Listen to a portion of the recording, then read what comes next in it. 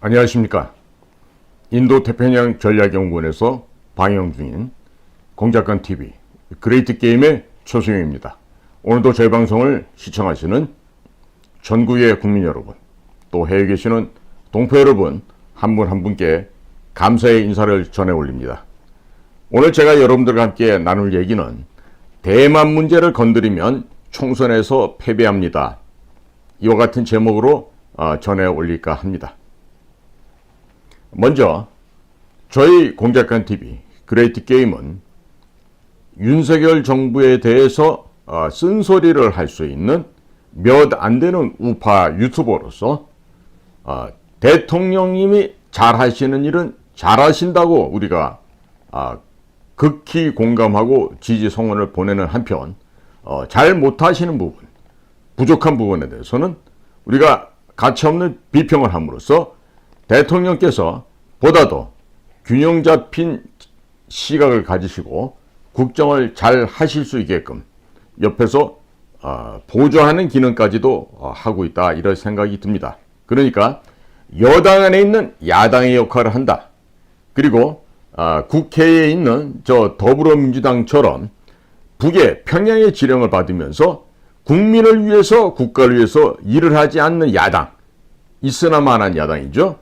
그러한 야당 대신해서 저희 인도태평양 전략연구원에서 야당 역할까지 하게 되는 이런 상황이 되었습니다. 그러니까 다소 오늘도 긴 이야기, 쓴 소리가 될 수 있겠습니다만은 한번 저희들의 이야기에 대해서 귀를 기울여 주시기를 부탁을 드립니다. 지난번에는 우크라이나에 항공무기를 왜 공급하면 안 되는지에 대해서 알아보았습니다.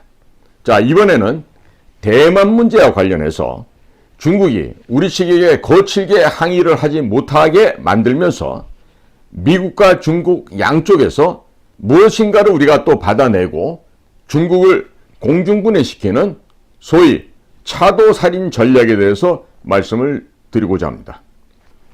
저는 비밀 공작 업무를 해왔던 비밀 공작관입니다. 대한민국의 유일한 국가정보기관인 국가안전기획부, 줄여서 안기부라 그랬죠. 안기부 때 제가 공채과정, 정규과정으로 입사를 해서 저는 국제정치라는 것을 책에서 배운 것이 아니라 몸으로 체득했던 사람입니다.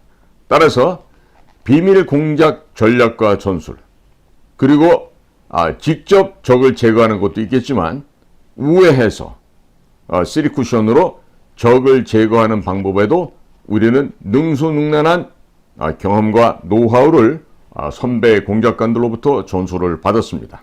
해서 오늘은 이러한 부분들에 대해서 말씀을 드리고자 합니다. 그 전에 지금까지 저희가 진행하는 역사전쟁에 후원을 해주신 수많은 국민 여러분들께 충심의 마음속 깊은 곳에서 감사의 말씀을 전해 올립니다. 이승만 대통령께서 청년 시절부터 4.19로 퇴진하시기까지의 이승만 대통령의 업적을 담은 이승만의 기독교 입국론과 자유 대한민국의 건국을 시리즈로 영상으로 만들어서 이제 국민에 대한 역사 교육 작업을 드디어 착수하였습니다.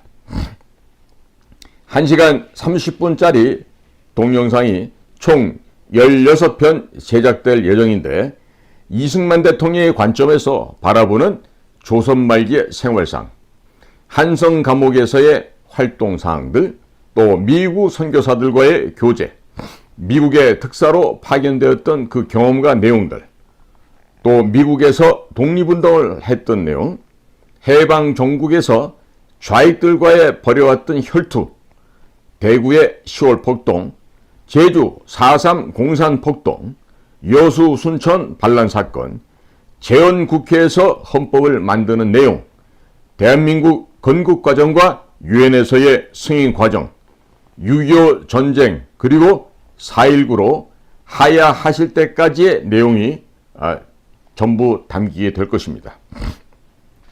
선생님이 PPT를 넘기면서 학생들에게 설명하는 방식으로서 이야기를 전개하게 될 것이며 초등학생과 중학생 수준에 맞추어서 전 국민 누구든지 보아서 충분히 쉽게 이해할 수 있도록 제작을 진행하고자 합니다. 대한민국의 국민들께서 대한민국의 근현대사를 잘 모르거나 혹은 전혀 모르고 있기 때문에 아주 쉽게 풀어서 설명을 하고 부모님들께서도 집에서 자녀들과 함께 대한민국의 역사를 공부하실 수 있게끔 배려를 하였습니다. 해외교포 3세, 4세도 유튜브를 통해서 대한민국의 역사 공부를 하고 한국어가 능통한 외국인들 역시 대한민국의 역사를 공부할 수 있도록 배려를 하였습니다. 이렇게 되면 방산 한류에 이어서 역사 한류가 전 세계적으로 수출이 될 것입니다. 그리고 1974년 김일성의 비밀교시에 따라 공산주의 교육기관으로 전락해버린 전국의 약 6만여 개의 교회들에서 이승만의 기독교 입국론과 자유대한민국의 건국 과정을 공부하게 된다면 인구의 대략 3분의 1인 기독교인들과 목사들이 깨어나게 될 것입니다. 또 영상이 나오게 되면 추가적으로 저희들이 공작 사업을 진행할 것입니다. 저희가 이런 비밀 공작에 준하는 일들을 공개적으로 동영상과 인터넷상에서 하는 것은 해야 될 기구가, 해야 될 부서가 있는데도 불구하고 그들이 이와 같은 역사 바로 세우기 작업을 하지 않기 때문에 기울어진 여론을 뒤집기 위해서라도 역사전쟁 비밀 공작에 동참해 주신 모든 국민 여러분들께 다시 한번 깊이 감사의 말씀을 전해 올립니다. 제주 4.3 사건의 진실을 담은 영화 탐나의 범을 제작한 대한역사문화원에서 같이 협력하기로 하였습니다. 약 2달 후부터 저희들 인도태평양 전략연구원 홈페이지에 또 유튜브를 통해서 올려놓을 테니까 국민 여러분들 누구든지 다운로드 받으셔서 여러분들의 유튜브에 올려놓고 두고두고 보시면서 역사 공부를 하시고 또 널리 전파해 주시면 좋겠습니다. 모든 것을 무료로 합니다. 그래서 현재는 월 1만 원씩 정기 후원을 해주신 분들이 90여 명 되시는데 자, 이 방송을 보시는 대한민국의 국민들께서 대한민국의 역사를 바로잡는 데 동참하실 분들은 가급적이면 많은 분들께서 참여를 해 주십시오. 국민 여러분들 1000명만 월 1만 원씩 정기 후원을 해 주시더라도 저희들이 이 작업을 우리가 원활하게 진행을 할 수 있을 것으로 기대가 되고 있습니다. 작지만 스튜디오를 마련하고 강호에 숨어있는 고수들을 모시고 다양하고 깊은 내용들을 들어보는 아주 뜻깊은 프로그램을 만들려고 합니다. 우리나라의 언론이 좌편향되어 있다 보니까 우리 국민들의 눈과 귀가 이미 가려져 있습니다. 이미 이런 상황이 발생했는데 이것은요, 우리나라의 국가 안보에 매우 위험한 징조이기도 합니다. 잘못된 정보로 인해서 잘못된 분석을 하게 되면 국제 정세를 오판하게 되고 또 조선 말기처럼 망국의 길로 접어들 수가 있습니다.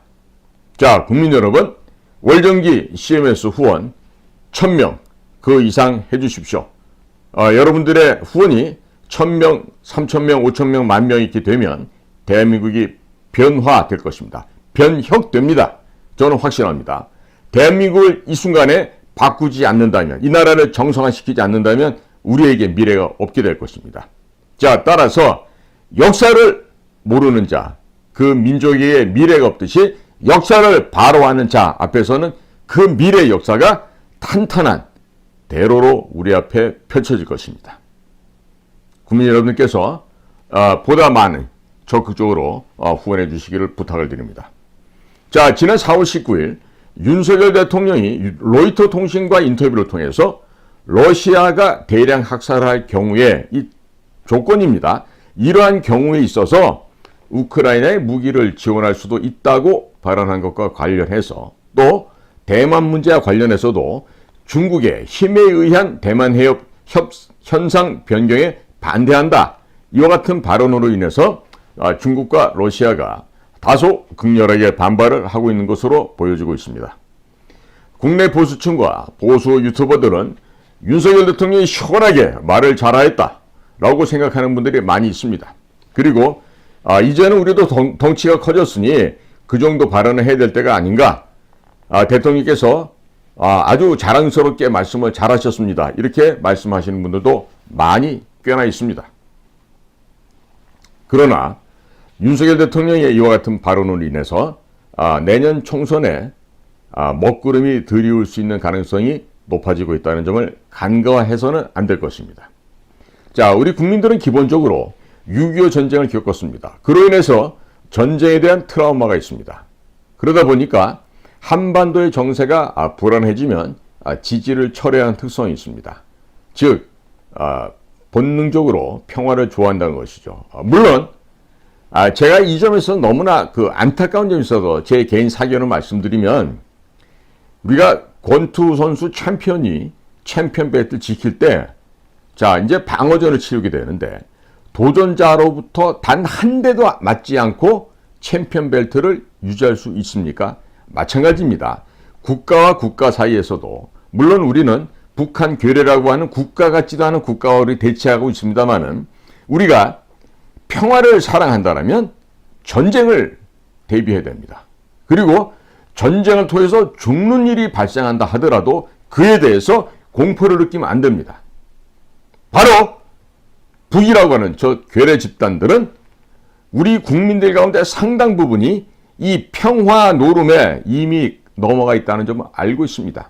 상당 부분 평화 떠들면서 대남 심리전 공작이 먹혀들었다는 것을 알고 있죠. 그리고 우리는 지나간 5년 동안 문재인이라고 하는 북에서 보낸 간첩보다도 더한 간첩에 의해서 우리나라 체제가 붕괴되어 왔었습니다. 자, 그렇기 때문에 국민 여러분들께서 평화를 원하십니까? 그러면 전쟁을 생각하고 전쟁을 대비하십시오. 그리고 그 전쟁에서 설령 내 목숨이 죽는다 하더라도 이 나라를 지키고 말겠다는 그와 같은 뜨거운 애국의 마음이 국민 여러분들 마음에서 제발 좀 일어나시기를 제가 간곡히 부탁을 드립니다. 자, 중국은 서해에서 계속 군사훈련을 할 것이고 러시아 역시 동해안에서 지속적인 훈련을 할 것입니다. 한국에서의 좌파 언론들이 전쟁 위기를 부추기고 경제 위기를 계속 부추기면서 지지율을 조작할 것입니다. 그러면 지지율이 조작돼서 마치 이 대통령에 대한 지지가 철회되고 있는 것으로 보여질 것이고, 또 이와 같은 선전선동을 하면서 최악의 경우 부정선거까지 시도하게 된다면 윤석열 대통령은 총선에서 패배할 수도 있다는 점을 결코 간과해서는 안 될 것입니다. 자, 그리고 정권이 다시 더불어민주당으로 넘어가게 된다면 윤석열 대통령이나 김건희 여사는 분명히 또 감옥에 가게 되겠죠. 그렇게 되면 대한민국은 공중 분해됩니다. 그러니까 우크라이나 전쟁이나 대만 관련 이슈는 선거를 앞두고 건드리면 건드릴수록 총선에서 승리가 아닌 패배할 가능성이 높아지기 때문에 이 문제에 대해서는 더 이상 건들고 언급하는 일이 없어야만 하겠습니다. 보수층들과 보수 유튜버들은 대통령이 중국과 러시아를 거칠게 다루니까 좋다고 하면서 더 거칠게 다루어 달라고 주문하고 있는데, 핵무기를 갖고 있는 강대국들과 설전을 벌이게 되면 결국 최종 끝에 가서는 핵 공격을 하겠다고 강대국이 엄포를 놓게 될 것이고, 결국 윤석열 정부는 이에 대해서 물러설 수밖에 없게 됩니다. 자, 이렇게 되면 윤석열 대통령이 그냥 바보가 돼버리고 지지율도 폭락하게 됩니다. 현재 솔직한 얘기로 핵무기를 가졌다고 하는 북한 괴뢰들에 대해서 제대로 된 대응을 하고 있습니까? 못하고 있지 않습니까? 그런데 핵무기를 이미 가지고 있는 중국하고 우리의 영토 아닌 대만 문제를 가지고 설전을 벌인다고 하는 것은 내년에 총선을 앞두고 있는 윤석열 정권으로서 최악의 악수를 두게 될지도 모른다는 점입니다. 이 점 분명히 우리가 인지하고 넘어가야 됩니다. 자, 그리고 한편 우리는 무역으로 먹고 사는 나라이기 때문에 한반도 주변에 군사 위기가 고조되면 고조될수록 외국 자본들은 철수하고 경제가 무너지게 됩니다. 그리고 자꾸 분쟁에 개입하는 듯한 이미지를 주게 되면 수출 또한 잘 안 될 수 있기 때문에 국가의 이미지를 평화를 사랑하는 그런 나라로 갖고 나갈 필요가 있습니다. 외양을 그렇게 만들어야 된다는 얘기죠. 설령 많은 힘이 있고 강대해지더라도 우리는 그 힘을 숨겨야만 합니다. 국민들께서도 북한 문제, 북한의 핵 문제 특히 해결을 못하는데 왜 중국의 영토와 또 우크라이나 전쟁에 우리 대한민국이 기웃거리면서 중국과 러시아를 자극해서 불안감을 조장하고 경제도 어렵게 만드냐고 짜증을 낼 수도 있을 것입니다.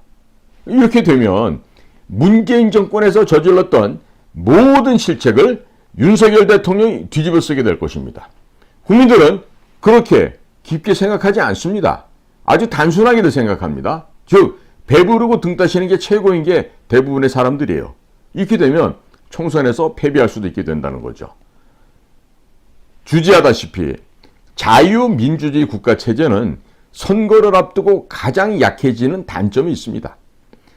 윤석열 대통령의 로이터 통신과의 인터뷰는 한미 정상회담을 앞두고 미국에서 무엇인가를 얻어내고자 하는 한미 정상회담용으로 어떤 구체적인 전략이나 전술 없이 급주한 태가 너무나도 많이 났습니다.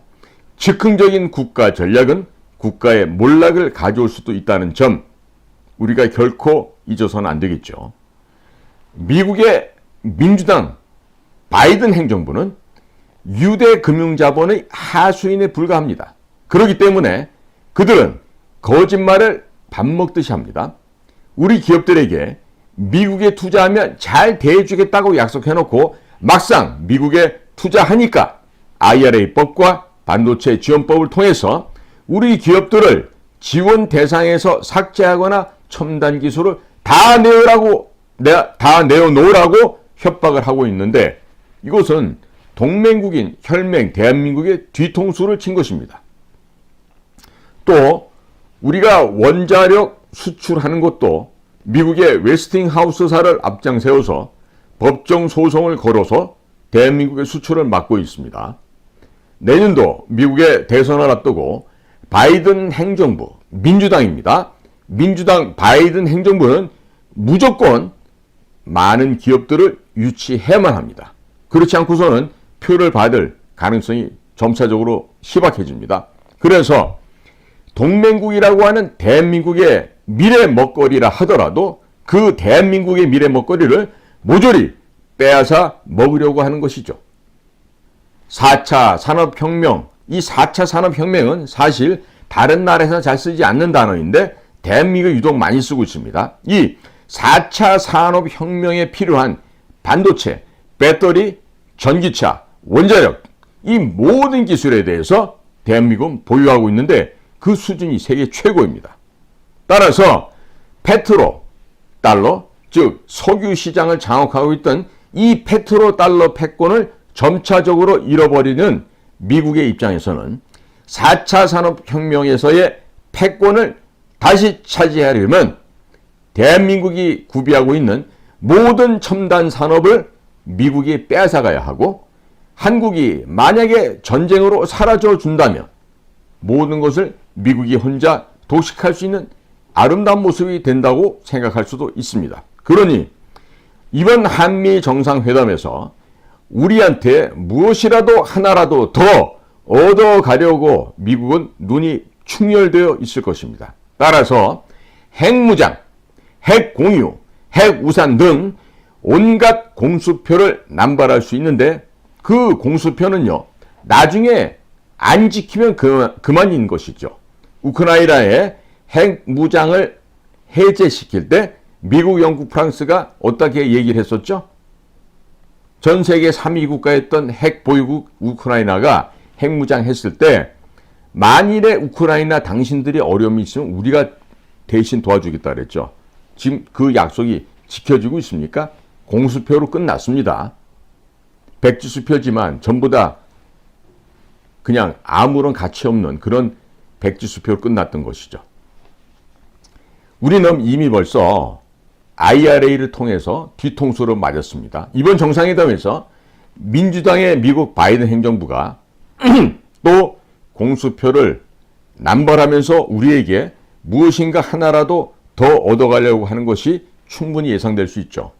그러니까 이번에 매우 드물게 국빈 방문이라는 형식을 통해서 윤 대통령의 미국 방문을 조율해 오지 않았겠습니까? 왜? 많이 띄워주는 겁니다. 높이 띄워서 기분 흔쾌하게 하고 기분 좋게 만들어서 빼가는 거죠. 그런데 여러분 생각해 보세요. 만일 높이 띄워서 엠파이어 스테이트 빌딩 높이까지 올라갔다가 거기서 밀어버리면 어떻게 되죠? 대개가 100층이 넘는 빌딩에서 떨어지면 죽습니다. 그것도 터져서 산산조각이 나는데 이런 식으로 뒤통수 칠 수 있다는 점을 우리는 결코 간과하고 소홀히 하면 안 되겠습니다. 자, 역사적으로 미국의 민주당은 역대적으로 대한민국의 군사력이 커지는 것을 막아왔던 정부입니다. 북한을 이용해서 한반도 주변의 위기를 조성을 했고 미국산 미제 무기를 많이 판매하는 전략을 취해왔습니다.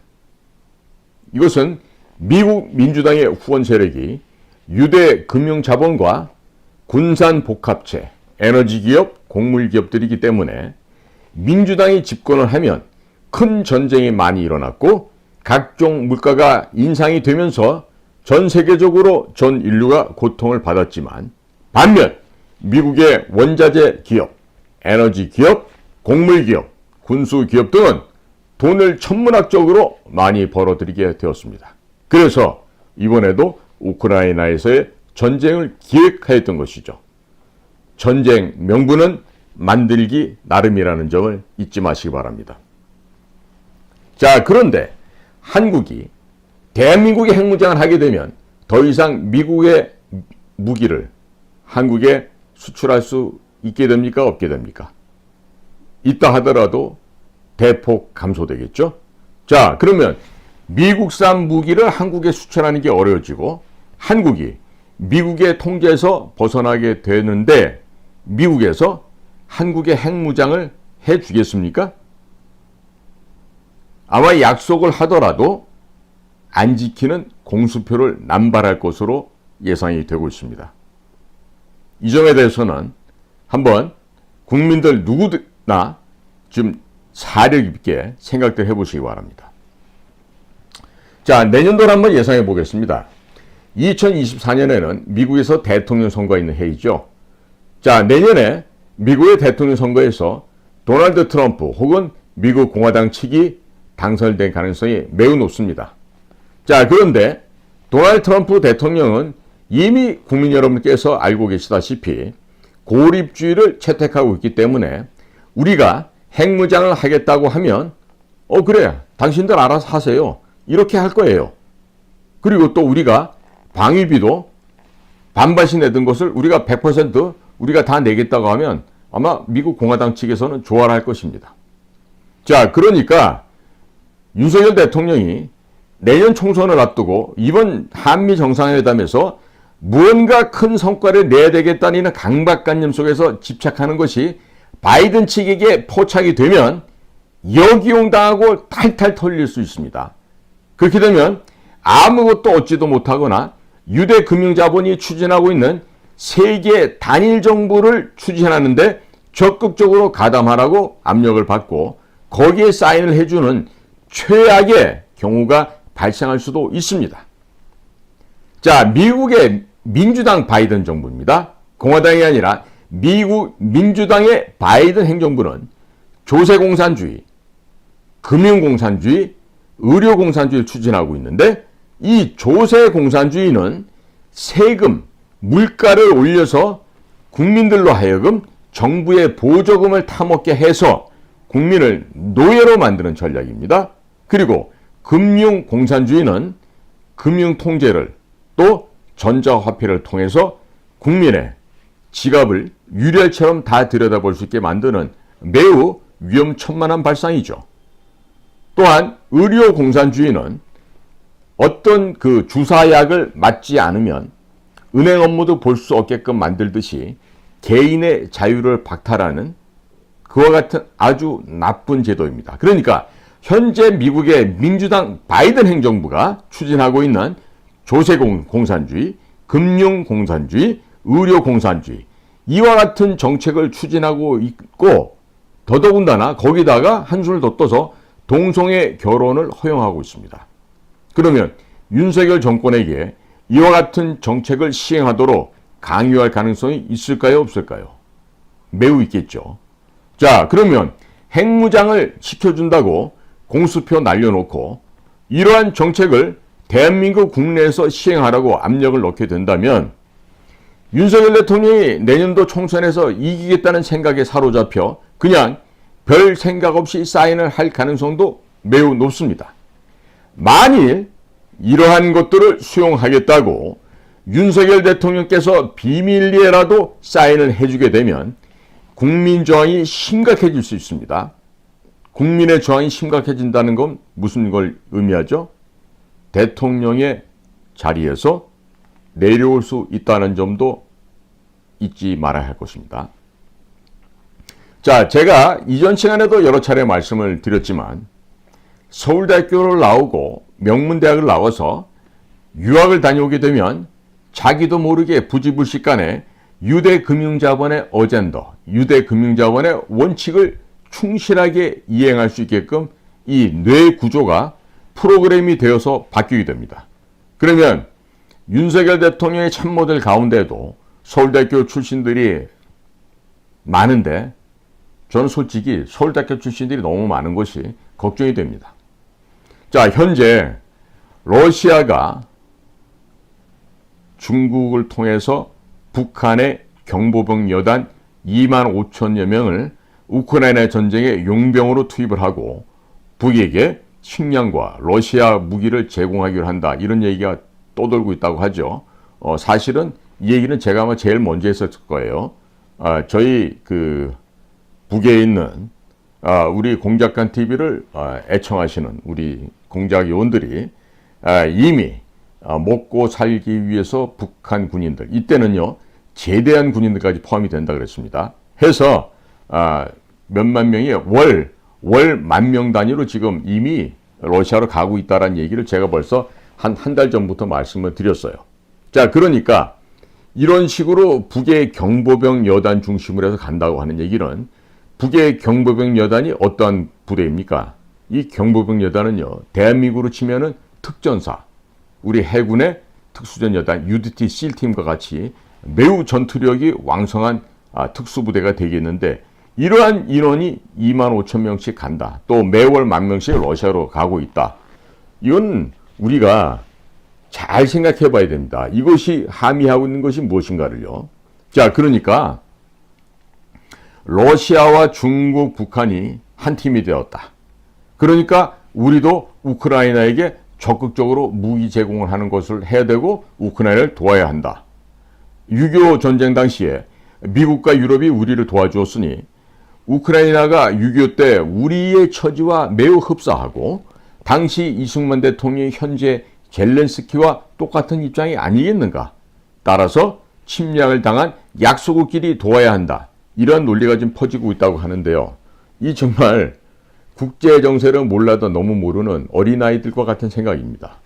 입에서 정말 젖비린내가 술술 나는 이런 이야기인데 어떻게 이승만 대통령하고 젤렌스키를 동일하게 비교를 할 수 있습니까? 이승만 대통령은 구국의 영웅이고 역사에 걸출한 매우 뛰어나신 분이었지만 젤렌스키는요, 이게 무슨 연예인 출신 대통령인데다가 이 부정과 부패로 얼룩져 있는 자예요. 그러면 젤렌스키 이전의 대통령들은 어땠을까요? 마찬가지죠. 더 심했으면 심했지 덜하지 않죠. 자, 그런데 이런 논리를 만약에 우리 국가정보원이나 대통령실에서 차용해서 이 우크라이나에게 무기 지원을 하기 위해서 의도적으로 이런 여론을 만들었다면 이거는요 정말로 지나가는 소도 안 웃을 이야기죠. 정말 이와 같은 저열한 수준의 국가 공직에 계신 분들이 없기를 바랍니다. 지금 만약에 외교부나 국가정보원 대통령실 혹은 국가안보실이나 국방부 이런 곳에서 이렇게 좀 국제 정세를 제대로 파악을 못하고 만약 이런 것을 대통령에게 이렇게 보고를 한다 그러면요, 이런 자들은 밥을 먹어서는 안 돼요. 굶겨 죽이든지 그 자리에서 쫓아내든지 해야 됩니다. 자, 만일에 대한민국이 북한으로 밀고 올라갈 때 가장 위협이 되는 게 무엇이라고도 생각하십니까? 바로 북이 갖고 있는 무슨 방사포니 미사일이 있는 것보다도요, AN2라고 하는 그 나무로 된 비행기가 있는데 그런 비행기를 타고 후방으로 침투하는 북의 경보병 여단의 병력이 될 것입니다. 자, 이들은 후방에 들어와서 충분히 일당백하면서, 즉 혼자서 100명의 사람을 상대를 하면서 후방을 교란시키고 우리 일반 시민과 국민들을 살해해 나갈 것입니다. 자, 그러면 이렇게 위험한 경보병 여단이 러시아에 가서 전투하기 위해서 빠져나간다. 희소식이라고 할 수 있지 않겠습니까? 그리고 우리가 나중에 대한민국이 중심이 돼서 북한 지역을 점령을 해서 통일이 된다 하더라도 남아있게 되는 경보병 여단 병력들은 실상 살인 병기들이기 때문에, 자, 북한 내부에 그대로 남아있게 되면 치안 유지에는 크나큰 방해 요인이 됩니다. 자, 경보병 여단 출신들이 강력 범죄자 혹은 범죄 조직으로 전락하고 변질될 가능성이 매우 높기 때문에 이러한 이러저런 명분을 만들어서라도 이 북의 경보병 여단 출신들은 해외 파견 근로자로 만들어서 해외로 내보내야만 수복된 북한 지역 내부에서의 치안을 최단기간 내에 안정화시킬 수 있는 것이죠. 여러분이 거꾸로 생각해 보십시오. 대한민국의 특전사, 대한민국의 해군 특수전 여단, 대한민국의 해병대, 이와 같이 특수부대원들이 할 일이 없고 먹고 살 일 없을 때는 얼마든지 태도가 돌변할 수 있죠. 그게 바로 똑같이 북쪽에 대입해보면 북의 경보병 여단이 그와 같은 군 병력이라는 점을 우리가 잊지 말아야 할 것입니다. 그러니까 러시아의 우크라이나와의 전쟁을 위해서 북의 경보병 여단이 뭐 10,000명 단위로 중국을 거쳐서 우크라이나 전에 투입이 된다 하면은 우리 입장에서는 오히려 러시아에게 감사하다고 인사를 해야 되는 상황입니다. 자, 그러니까 정녕 국가정보원이 제대로 된 비밀 정보기관, 비밀 공작기관이라고 한다면 러시아의 비밀리에 접근을 해서 북의 무기와 북의 병력을 최대한 많이 우크라이나 전에 투입을 해달라고 러시아 측과 비밀 공작을 전개하는 것이 정상이겠죠. 그렇죠? 그런데 지금 국정원이 이와 같은 비밀 공작을 하고 있는지 모르겠어요. 자, 한편 러시아가 북한에서 만들어 놓은 포탄을 대량으로 수입을 해간다고 제가 벌써 2달 전에 말씀을 드렸죠. 그런데 이것은요, 북한이 과거 1953년 휴전 이후에 이어지는 전쟁을 대비해서 그들이 전 국토를 요새화시켜 하면서 전국을 전쟁 준비 장소로 탈바꿈시켜가는 과정에서 포탄과 실탄을 만들어서 저장을 해놨었습니다. 자, 그런데 기쁜 메시지가 또 들어옵니다. 북에서 러시아 측에 공유한 이 포탄들이, 불발탄들이 이렇게 많대요. 왜 그럴까요? 만든 지가 벌써 50년 이상 된 것들도 있어요. 그러니까 오래된 포탄부터 내보냈으니 가서 제대로 포사격했을 때 터졌겠습니까? 불발탄이 난 거죠. 자, 이런 것들도 어떻게 보면 우크라이나 군인들이나 우크라이나 국민들이 덜 다칠 수 있는 또 다른 희망의 메시지가 될 수 있지 않겠습니까? 자, 그렇기 때문에 우리는 이러한 전쟁 상황에 대해서 우리가 직접 가서 우리 눈으로 보지 못했기 때문에 어떤 것이 진실인지 어떤 것이 거짓인지 아직도 분명하게 판별되지 않는 사항들이 많습니다. 좌우지간에 러시아가 북한을 무장 해제를 시켜주고 있어요. 그렇죠? 북에 무기를 가져가고 북의 정규 병력 중에서 가장 전투력이 좋다는 경보병 여단 병력을 제대한 군인들까지 심지어 몰아서 가고 있다 합니다. 그런데 굳이 이런 상황에서 북의 무력 역량을 김을 빼주고 있는데 러시아를 적으로 돌릴 필요가 있겠습니까? 굳이 저는 러시아를 적으로 돌릴 필요가 없다고 봅니다. 자, 오히려 러시아에게 고맙소이다 이렇게 인사하면서 나중에라도 우리가 그대들의 이 은혜를 잊지 않겠다고 이렇게 인사를 하고 좋게 지내는 게 필요하지 않겠습니까? 그리고 정상적인 사고를 해보십시오. 과거 소비에트 연방, 소련과 러시아는 같아 보이지만 다른 국가입니다. 자, 그러니까 우리는 정상적인 생각을 하면서 러시아를 우리 친구로 고맙다고 인사를 해야 되는 것이 우리 정상인들의 자세인 것이죠. 자, 그리고 러시아가 북한에 최신 무기를 제공한다고 하는데, 자, 그럴 경우에는 이 한반도의 안보 위기가 더 증폭되는 것이 아니냐라고 하면서 항의하는 분들도 있을 수 있습니다. 그런데 정말 그런 분들은요, 이 머리가 아메바처럼 단세포일 가능성이 매우 높습니다. 자, 북은 이미 핵무기를 가지고 있죠. 그리고 대량의 생물학 무기, 생화학 무기를 가지고 있고 화학탄 및 대량의 탄도미사일까지 보유하고 있다고 하는데 러시아의 첨단 무기 몇 개가 더 들어온다고 해서 한반도가 얼마나 더 큰 위험이 처해지게 되겠습니까? 국민 여러분, 핵무기보다도 더 큰 위협이 있습니까? 저는 핵무기보다 더 큰 위협은 없다고 생각하는데 과연 국민 여러분께서는 어떻게들 생각하십니까? 자, 그러면 우리의 무기 체계와 원자력 발전과 관련된 기밀이 북한에 넘어간 것이 더 위험합니까? 아니면 핵무기를 보유하고 있다고 하는 북한에게 러시아의 무기가 몇 개 더 들어오는 것이 더 위험합니까? 어느 쪽이 더 위험합니까? 지금 김규현 국정원장이 문재인이가 북한에 넘긴 USB에 대해서 수사를 안 하고 있는데 무슨 기술이 그 USB 안에 얼마만큼 들어갔는지 우리는 아직 모르고 있습니다. 자, 그러면 어떤 것이 더 위험하죠? 그러나 불행하게도 저는 북에 있는 우리의 요원들을 통해서 그 USB 안에 들어가 있는 것이 첫 번째가 원자력 발전된 기밀이요. 원자력 특히 중수로 발전소를 통해서 지속적인 플루토늄을 채취하고 핵무기를 만들 수 있게끔 하는 그 계략이 그 숨어 있는 것이 첫 번째요. 두 번째는 북에게 어떻게 하면 현금 및 경제적 지원을 하는가 하는 점이 그 두 번째요. 세 번째는 우리의 발달된 선진 방위산업 기술이 그 안에 은닉돼서 넘어갔다고 하는데 과연 러시아가 북에게 무슨 무기를 넘기는 게 위험합니까? 아니면 문재인이가 북에게 넘긴 USB가 더 위험합니까? 지금 이런 위험한 상황이 계속 전개되고 있는데 우리에게 과연 시간이 많이 있습니까? 대응할 시간이 충분하다고 국민 여러분들은 생각하십니까?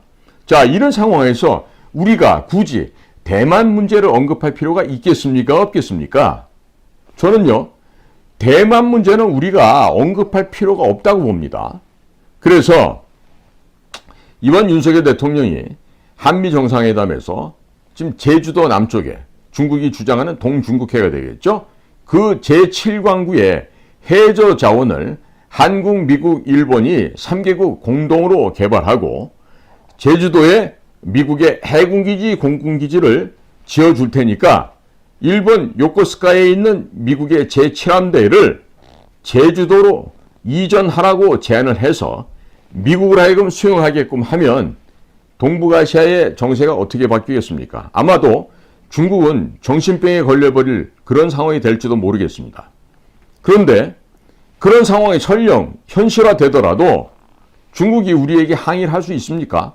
만일 중국이 우리에게 항의를 한다면 우리는 6.25 전쟁 때 중공군 298만 명을 동원해서 대한민국 영토를 침략했고 수도 서울을 유린했던 그 점에 대해서 사과하라고 하면서 재발 방지를 요구하게 된다면 중국은 말을 할 수 있습니까? 할 수 없습니까? 시진핑 주석이 사우디아라비아와 이란의 평화협정 체결을 중지했다고 세계 평화의 사도라는 이러한 헛된 이미지를 부각하고 있는데, 이를 중국 내부에서는 국내 정치 안정용으로 이용하고 있습니다. 자, 그런데 한국 정부가 과거 역사를 되돌아보면서 대한민국을 침략한 사실에 대해서 사과라고 한다면 평화의 사도라는 이미지가 한순간에 깨져버리고 대신에 침략자 이미지가 부각이 되니 시진핑은 완전히 중국 내부와 국제사회에서 완전히 병신이 될 수도 있는 것입니다. 자, 그러면 중국은 변명을 하겠죠. 중국이 변명을 하면 할수록 전 세계는 대한민국을 지지하게 되고 중국에게는 사과하라고 압력을 넣게 될 것입니다. 자, 그러면 당연히 윤석열 대통령이 중국에게 6.25 참전에 대해서 사과도 받아내고 재발 방지도 받아낼 수 있게 될 것입니다. 현재 반중 정서가 80%가 넘고 있으니 중국에게 6.25 전쟁 때 침략한 것에 대해서 사과하라고 당당하게 요구하게 되면 전 국민은 윤석열 대통령을 지지하게 될 것이고, 반일 선동하는 세력들은 국민들이 알아서 심판하게 될 것입니다. 자, 다른 한편 보수 유튜버들께도 제가 한번 여쭤보겠습니다. 중공군이 6.25 당시 대한민국 수도 서울을 침략한 것에 대해서 사과하라고 말도 못하는 현재의 우리 대한민국 정부가 남의 나라 땅인 대만 문제로 중국을 거칠게 다루는 것에 대해서 아직도 잘하고 있다고 생각합니까? 아직도 잘하고 있고 더욱더 거칠게 다루어야 된다고 생각하고 있습니까? 우리의 문제 스스로를 우리 스스로가 해결 못하면서 남의 집 문제에 훈수를 두는 것은요, 한마디로 팔불출이라고 할 수가 있겠습니다. 자, 제가 계속적인 말씀을 국민 여러분들께 드리고 있는데, 이게 뭐냐면 역사를 모르면 통찰력이 생기진 않습니다. 통찰력이 생기지 않으면 인생 자체가 천박해지고 역사 앞에서 창녀짓을 하게 됩니다. 금수만도 못한 인간이 된다는 얘기입니다. 따라서 과거를 모르고 역사를 모르게 되면 현재도 안 보이지만 미래는 더욱더 안 보이게 되는 것입니다. 일단 중국이 6.25 때 대한민국을 침공한 사실에 대해서 사과하고 배상금도 달라고 해서 일본을 물어 뜯어 먹었듯이 중국을 물어 뜯어 먹을 수도 있는 것입니다. 자, 중국이 돈을 안 주면 어떻게 할 거냐고 하는 그런 분들도 물론 계시겠죠. 자, 중국에게 6.25 전쟁 당시에 침공 배상금을 적어도 5천억 달러를 달라고 우리가 요구를 해도 무방할 것입니다. 이렇게 요청해놓고 중국에서 기분 나쁘게 할 때마다 고장난 라디오처럼 고장난 레코드판처럼 계속해서 손해배상하라고 요구하게 되면 추후에 중국이 해체되는 과정에서 우리는 그 금액만큼 가져갈 수도 있게 될 것입니다. 따라서 이 침공 배상금은 작은 것이 아니라 크게 베팅을 해야 되겠죠. 그러니까 우리랑 가장 가까운 산동반도 혹은 동북삼성, 요령성, 길림성, 흑룡강성을 손해배상금으로도 받아낼 수가 있을 수 있습니다. 자, 미리 선수로 치는 것입니다. 이런 것이야말로 진정한 국가의 외교 안보 전략이고 비밀 공작이라고 할 수 있겠습니다. 자, 우리는 대만 문제에 개입하지 않겠다 하면서 대만 주변 해역에서 유사시 분쟁이 발생할 가능성이 높으니 우리 상선, 대한민국의 함정을 보호하기 위해서 필리핀에 해군기지와 공군기지를 설치할 수밖에 없다. 이런 발표를 하면 중국이 반발을 하려고 해도 할 수가 없습니다.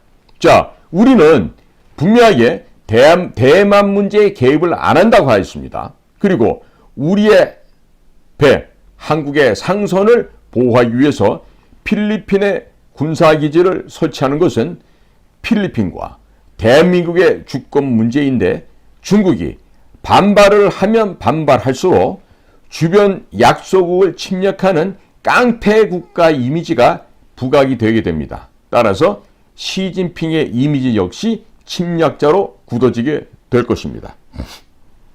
그러나 대만 주변 해역에서 분쟁이 발생할 경우 이 말 자체에 대만은 중국 영토가 아니라 별개의 국가이고 중국이 침략한다는 뉘앙스가 숨어 있기 때문에 중국이 반드시 반발을 할 것인데 우리는 우리의 함선, 우리의 상선을 지키는 것이 목적이지 대만 문제에는 절대 개입 안 한다고 밝히면 되는 것입니다.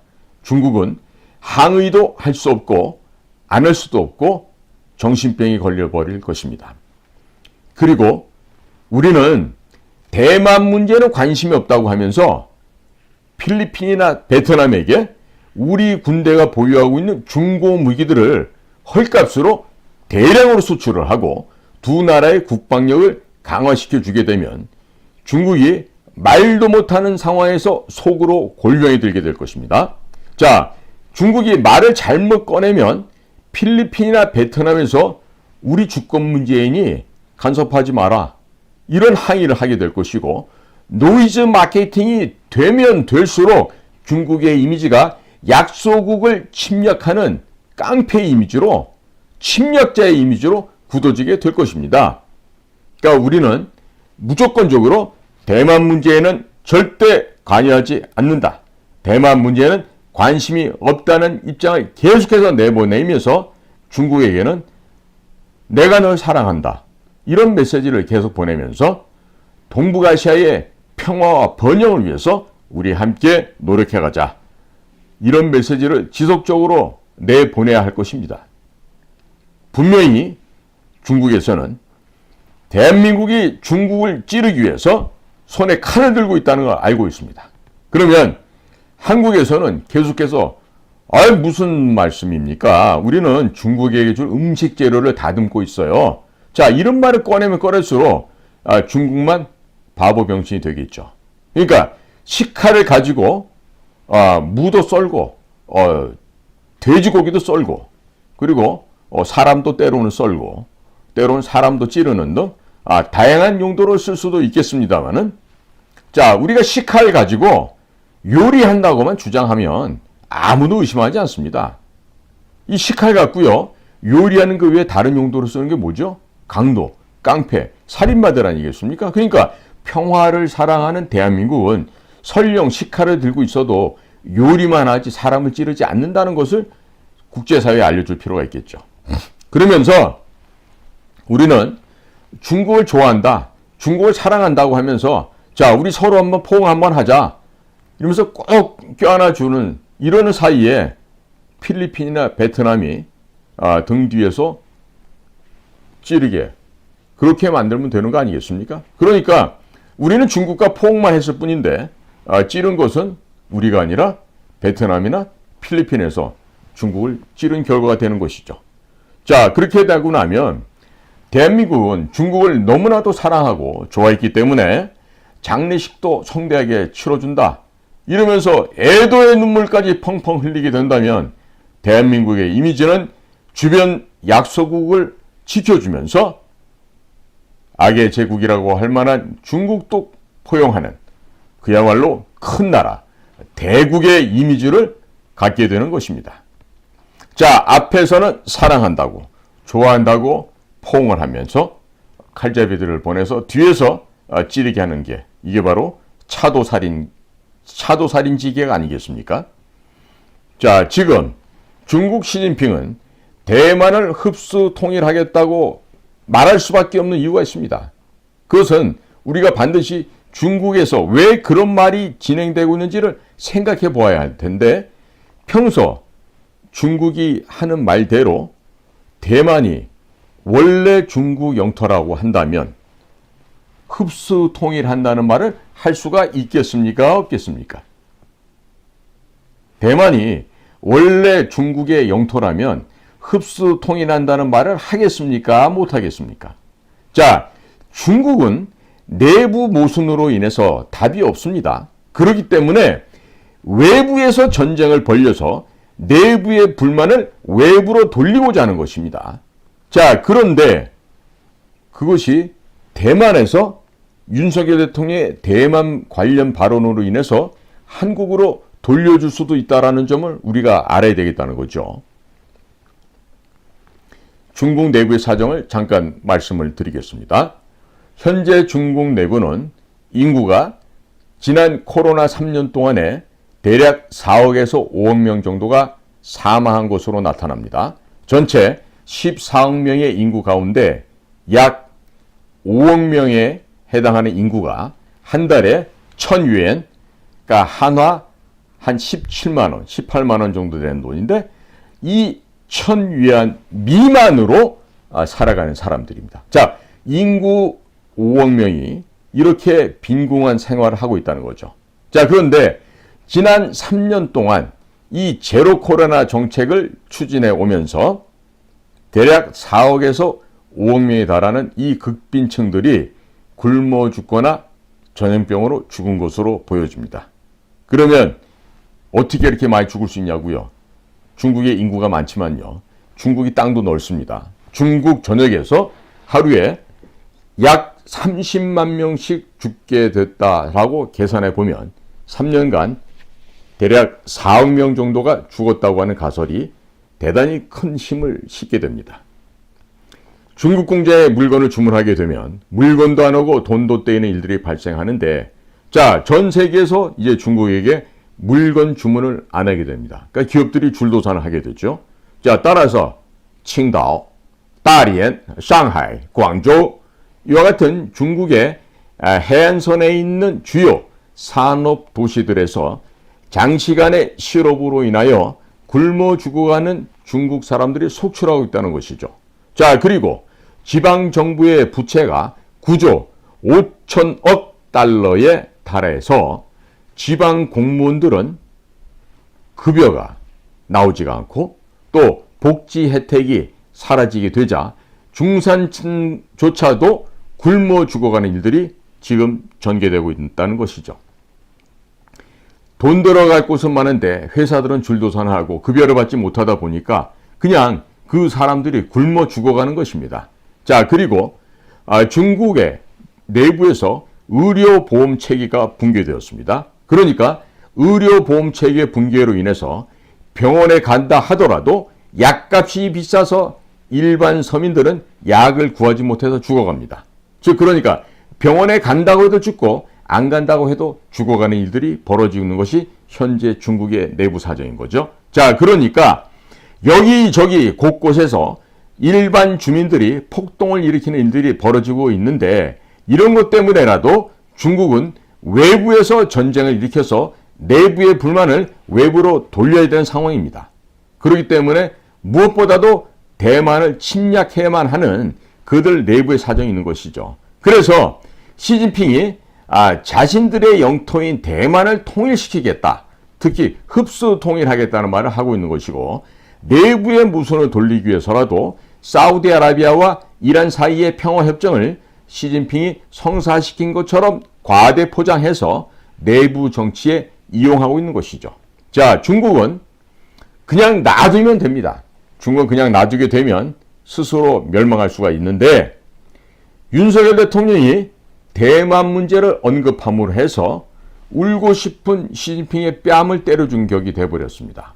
자, 이것은 정말 지혜롭지 못한 처신이고 정말 옳지 못한 언급이었습니다. 즉, 우리가 다른 말로 하면 외교 참사다, 이렇게 말을 할 수가 있습니다. 자, 지금 코너에 몰려있는 시진핑은 마치 미친 척하면서 대한민국을 공격할 수도 있다는 이 위험성이 있음을 우리가 잊어서는 안 될 것입니다.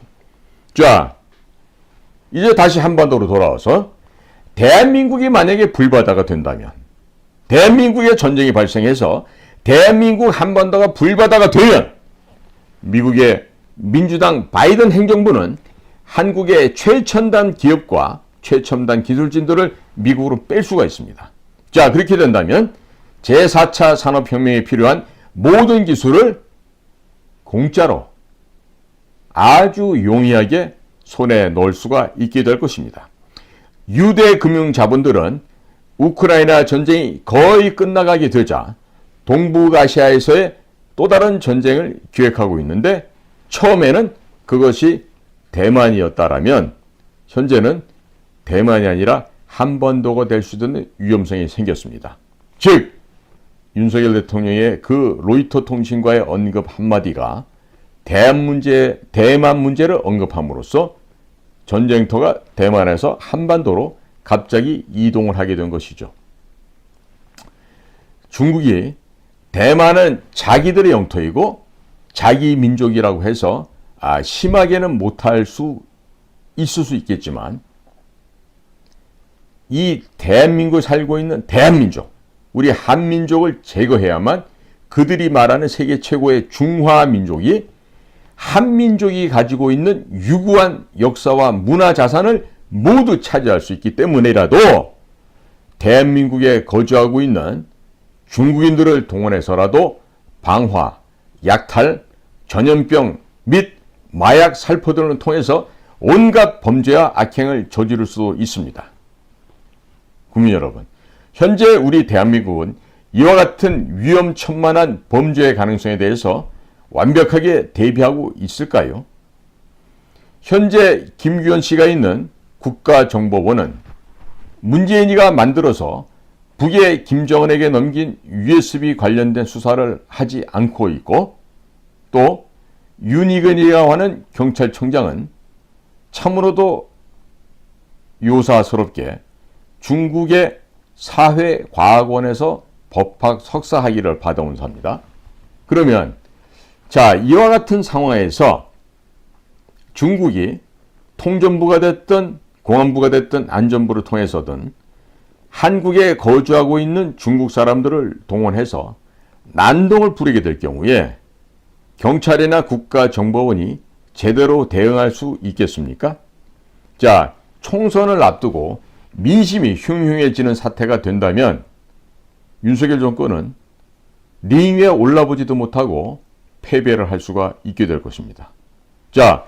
밖에 나가서 우리가 큰 소리를 칠 수 있으려면 내부에서의 단속을 잘해야 되는데, 내부에서는 단속이 안 되고 엉망인데 밖에 나가서 큰 소리 치면 뭐 하겠습니까? 중국은 교묘한 지금 전략을 세우고 있습니다. 만일에 중국이 한국 측과 죽자고 싸우게 되면 중국은 내부적으로는 단결을 시킬 수가 있게 됩니다. 그렇기 때문에 의도적으로 우리 한국에게 세게 나오게 될 텐데, 과연 내년 총선을 앞두고 있는 윤석열 정권이 중국이 만약에 이렇게 세게 나오게 될 경우에 과연 감당할 수가 있겠습니까? 이런 상황에서 중국이 세게 나올 경우에 뒤로 물러서면 윤석열 대통령은 바보가 되죠. 근데 또 같이 맞짱을 뜨게 된다면 전쟁이 날 수도 있거나, 이 전쟁의 공포에 이미 세뇌되어 있는 이 수많은 대한민국의 어리석은 국민들이 윤석열 대통령을 심판하겠다고 나설 수도 있습니다. 그러면 총선에서 패배할 경우 바로 레임덕에 진행이 되죠. 정권이 넘어갈 수도 있죠. 그러면 결론은 어떻게 되죠? 정권이 넘어가게 될 경우, 있어서는 안 되겠지만 대통령 내분께서 심각한 상황에 처하게 되겠죠. 그런데도 불구하고 왜 이러한 무모한 일들을 벌였었을까요? 로이터 통신과 회견에 왜 그러한 이야기를 했었을까요? 저같이 우둔한 자도 한 번만 생각해보면 생각할 수 있는 내용들이 바로 이런 내용들인데, 지금 누구라도 알 수 있는, 초등학교 아이들도 알만한 이런 내용들을 윤석열 대통령이나 참모들이 왜 한 번, 두 번 좀 생각을 안 해보셨을까 하는 그런 수준의 내용들인데 참으로도 그 안타까운 점이 많이 있습니다. 현재 대만 문제와 관련해서는 윤석열 정권이 진퇴양난에 처해 있다고 할 수가 있겠습니다. 그러면 제가 지금 방금 전에 말씀드렸죠. 말기 암 환자에 해당하고 있는 중국은 그냥 두면 죽게 되어 있습니다. 자멸하게 되어 있습니다. 어차피 죽어갑니다. 그렇기 때문에 이 죽어가는 상황에서 내가 혼자 죽기 억울하다. 자, 시비 붙으면서 혼자 저승 가기 외로우니까 자, 억울해서 못 죽겠다. 같이 죽자 하고 껴안고 빌딩에서 뛰어내려고자 하면 어떻게 됩니까? 그리고 끌어안고서 칼로 우리한테 칼을 찌를 수도 있는데 자, 이런 상황이 되면 되겠습니까? 안 되겠습니까? 대통령이나 대통령실 참모들이 세상을 너무 아름답게 보시는 것이 아닌지 또 세상을 너무 쉽게 생각하는 것이 아닌지 걱정이 됩니다. 책으로 배운, 책상에서 배운 세상과 실제 세상의 현장은 매우 전혀 다르다는 것을 좀 아셨으면 좋겠습니다. 지금 특히나 대통령실 비서실을 차지하고 있는 MB 정권 때 사용했던 용도 폐기 처분된 그런 자들이 지금 현실 감각이 없어요. 그리고 자기들 앞날, 자기 개인의 미래만 탐욕으로 가득 찬 생각밖에 없는 자들인데 과연 그런 현실 감각 없고 국제 정세를 바라보지 못하는 자들이 대통령 옆에서 참모로 무슨 수석 비서관이다, 무슨 보좌관이다 하면서 남아있어도 될까요? 국민 여러분도 어떻게 생각하십니까? 과연 그와 같이 무능력한 그런 기생충 같은 인간들이 계속해서 대통령 옆에서 보좌하는 참모라고 있어야 하겠습니까? 국민 여러분, 불행하게도 윤석열 대통령실이나 외교부 혹은 무슨 국정원, 통일부 이런 데도요, 그 서울대학교 출신들이 대부분 요직을 차지하고 있다 그래요. 근데 서울대 출신들이 혹은 우리 연세대나 고대 출신들이 인류대학 출신들로서 똑똑하고 굉장히 지혜롭다고도 하죠. 그런데요, 능력면으로 보면 유능한 엘리트는 결코 아닙니다. 명문대학 출신들은요, 그냥 시험 잘 치는 기계들일 뿐이에요. 자, 그러면 한번 제가 왜 그런지 얘기를 드릴게요. 자, 서울대학교 출신들이나 명문대학 출신들이 유능하고 똑똑한 그런 엘리트 인재들이라고 한다면, 자, 국내 기업의 사장부터 임직원들 가운데 과연 서울대 출신들이 엄청나게 많아야 정상 아니겠습니까? 그런데 한번 자세히 들여다보십시오. 그렇지가 않습니다. 자, 그럼 물론 뽑기야 뽑았겠죠. 그런데 기업에서 왜 서울대학교 출신들이 많이 안 뽑히는가 물어본 게 된다면, 자, 요즘은 거의 모든 일들이 탁상 공론으로 책상머리에 사는 일들이 아니에요. 현장 중심으로 이루어집니다. 그러니까 현장 중심으로 매우 복잡하게 얽혀 있죠. 따라서 독창적인 사고, 융복합적인 사고를 해야 되는데 서울대학교 출신들은 정형화된 그 틀 속에서 답을 잘 찾아내지만 그 정형화된 틀을 벗어나잖아요. 그러면 예상 못한 문제가 발생했을 경우에 대응을 못합니다. 정확한 대응을 못하고 따라서 고비용, 저효율이라고 하는 그 쓸모가 없어지는 거죠. 더더군다나 제가 겪어본 국가정보기관 내에서도 이 유능하다고 하는 엘리트 직원들은요, 국가를 위해서, 국민을 위해서 목숨 바쳐서 헌신하고자 하는 그러한 결기가 매우 부족합니다. 늘 본인의 진급과 승진을 생각을 하고 마치 정해진 길만 따라서 가고자 하는 그런 것들이 많아요. 그렇기 때문에 서울대학교 하면 안 된다, 이런 얘기를 제가 오늘도 다시 한번 드립니다. 자, 매뉴얼 하면 일본이죠. 이런 그 매뉴얼의 일본이라는 국가에서 매뉴얼에 없는 재난이나 사고가 터지면 아무것도 못한다 그러네요. 그러면 매뉴얼에 없으면 못해서 되겠습니까? 그러면 이게 똑같은 경우가, 똑같은 이치가 지금 대한민국에서도 적용이 되는 거예요. 그러니까 당연히 일반 정말 극한의 경쟁을 해야 되는 이 기업에서는 서울대학교 출신들을 많이 안 뽑죠. 왜? 뽑아놓으면 또 잘났다고 오래 안 있고 또 나가버리고 하니까 뽑는다 하더라도 극히 일부에서 채용을 하는 경우가 있기는 있을 수 있겠습니다.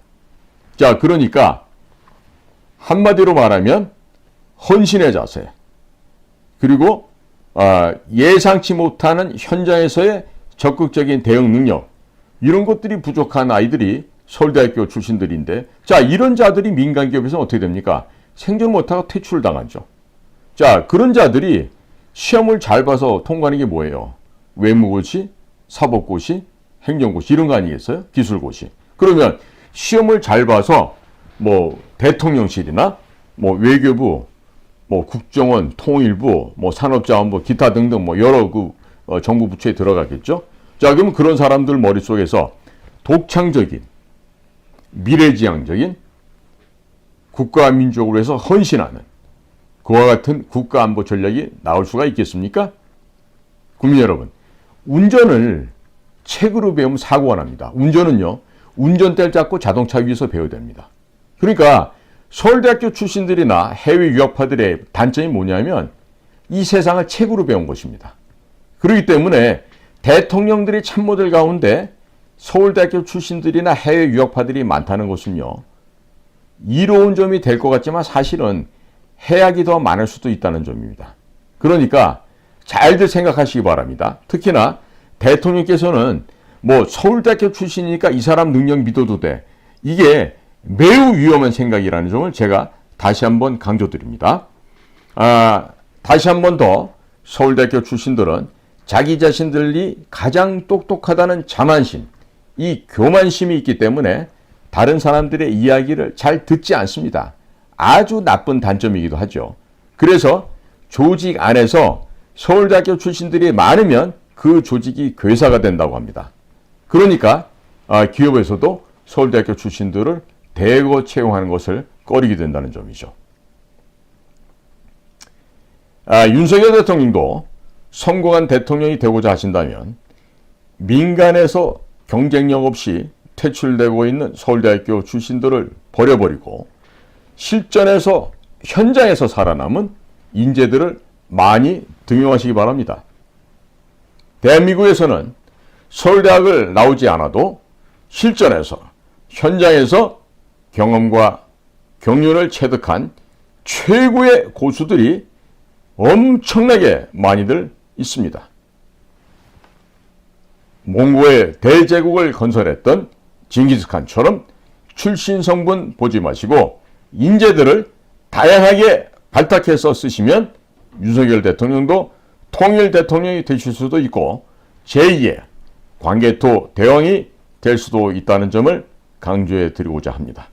오늘도 인도태평양 전략연구원에서 방영 중인 공작관TV 그레이트 게임을 경청해 주셔서 감사를 드립니다. 고맙습니다.